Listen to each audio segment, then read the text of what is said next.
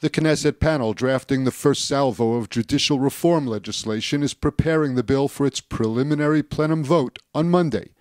Constitution, Law and Justice Committee Chair Simcha Rotman reaffirmed the coalition's intention to push the legislation through its first reading, without incorporating significant input from the committee's legal advisor or the opposition. Rothman insisted that the correct time to put changes in is during preparation for the second reading in the Knesset plenum, underlining his and Justice Minister Yariv Levin's intention to push the legislation through the Knesset vote quickly and with as few changes as possible. Following an opposition filibuster, Rothman insisted that the aim is to vote by Monday to approve the bill to change basic law of the judiciary for its first reading on the Knesset floor later that same day.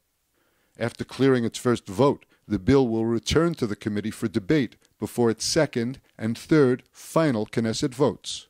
The bill is what Levin calls the first phase of his full reform plan. If passed, the bill will give the government control over judicial appointments and remove the court's jurisdiction to review legislation passed as basic laws.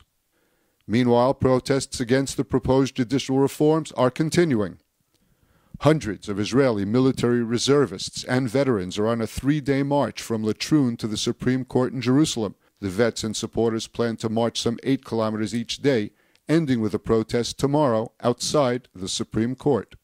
Mass protests are planned this weekend, and opposition groups have called for a general strike on Monday, the same day the first judicial reform bill will be presented to the Knesset plenum.